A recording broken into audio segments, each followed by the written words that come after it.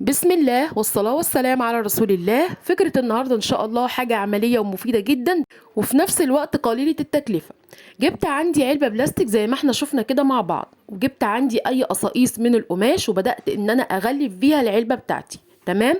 بعد كده جبت قاعدة من الكرتون، حبيت أقوي العلبة بتاعتي شوية عشان احنا عارفين البلاستيك بتاعها ما يكونش ضعيف، فبعملها من الأساس كويسة إن شاء الله. قصيت قطعة من الكرتون على قد القاعدة وهغلفها برضو بنفس القماش اللي انا استخدمته، وهقفل الاطراف بتاعتها، وبعد كده هبتدي اخدها هقفل بيها العلبة بتاعتي من جوه. تمام. بالطريقة اللي احنا شايفينها مع بعض دي. كررت نفس الخطوة تاني من بره. تمام كده.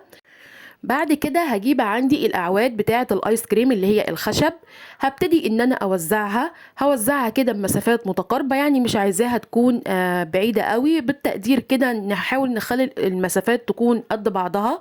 وهبتدي كده الف كل العلبه بالاعواد دي. برضو كانت اعواد عندي قديمه واستخدمتها عادي جدا.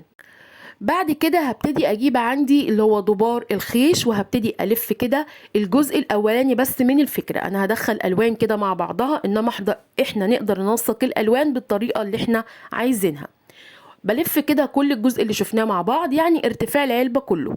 وبعد كده هبتدي اجيب عندي خيط السلسله. خيط السلسله دوت فيه منه الوان كتير جميله وبيتباع بالكيلو، اقدر اشتري منه زي ما انا عايزه حتى لو ربع كيلو. هجيب كده دلوقتي بدأت ان انا الزق اطراف الخيط، واحدة من جوه وواحدة من بره، وهبتدي ان انا الف الخيط عكس بعضه.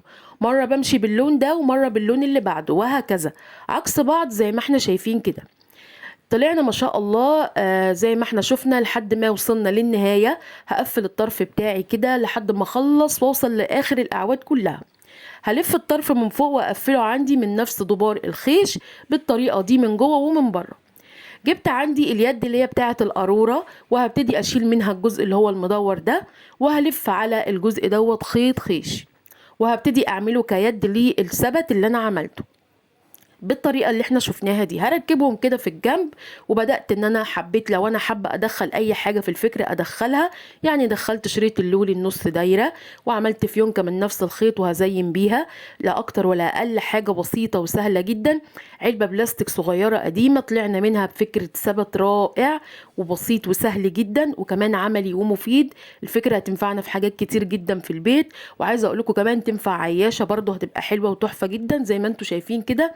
حاجة جميلة. يا رب تكون الفكرة عجبتكم واستفدتوا من فيديو النهاردة. بحبكم في الله. شكرا ليكم والسلام عليكم.